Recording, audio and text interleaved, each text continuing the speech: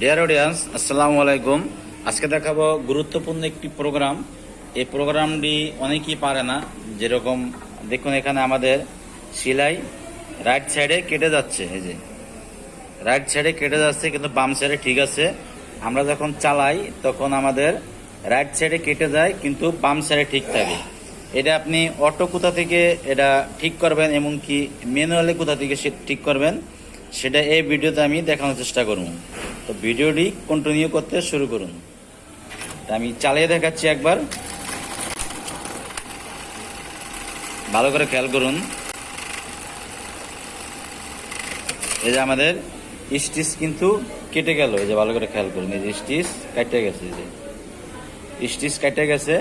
এমনকি আমাদের রাইট সাইডে কিন্তু অনেক জায়গা আছে।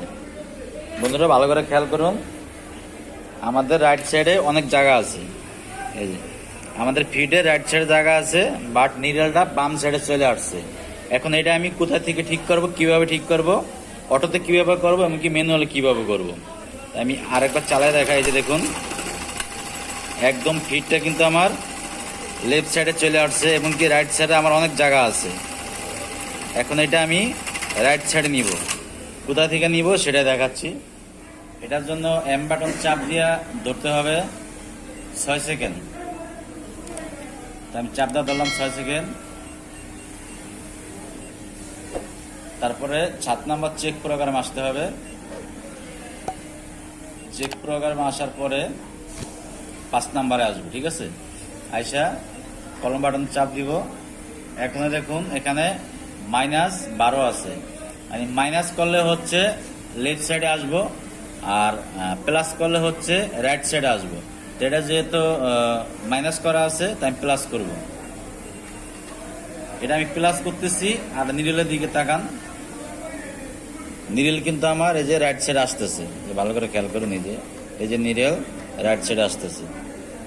এই যে আমি এটা প্লাস মাইনাস করতেছি, আর এটা কিন্তু লেফট এবং কি রাইট দিকে আসতেছে।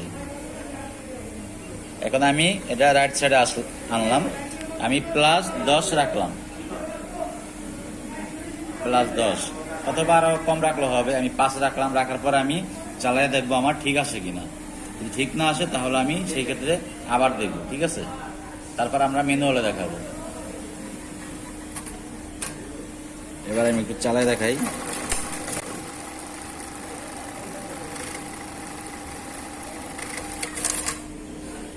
এখনো দেখুন, এইটা কিন্তু কোনো দিকেই কিন্তু কাটে না। এই স্টিচ দুনো দিকেই কিন্তু ঠিক আছে। এখন আমার রাইট সাইড এমনকি লেফট সাইড দুনো দিকেই কিন্তু ঠিক আছে। ভালো করে খেয়াল করুন, দুই দিকে আমার সমান থাকবে।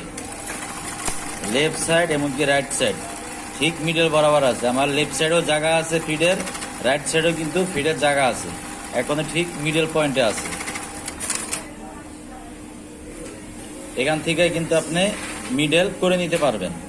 তো বন্ধুরা ভালোভাবে খেয়াল করুন, আমার এখন দোনো সাইডে কিন্তু সেলাই ঠিক আছে। এই সাইডেও ঠিক আছে, দেন এই সাইডেও ঠিক আছে।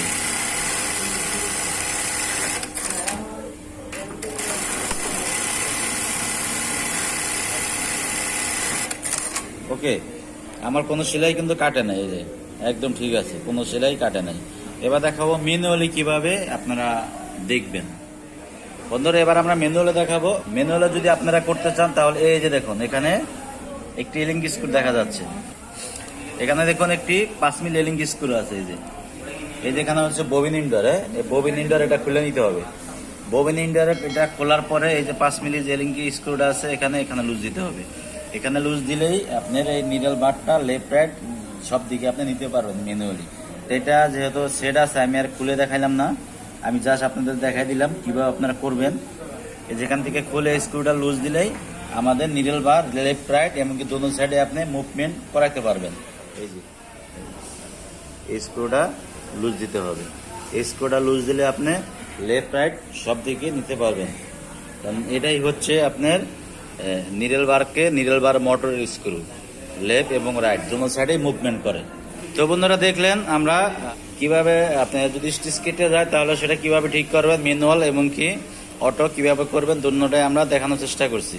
তো ভিডিওটি যদি ভালো লাগে অবশ্যই সাবস্ক্রাইব করবেন এবং লাইক দিয়ে আমাদের সঙ্গেই থাকবেন। আজকে এই পর্যন্তই, আবার দেখা হবে অন্য কোনো ভিডিও নিয়ে। সে পর্যন্ত ভালো থাকবেন। আল্লাহ হাফেজ।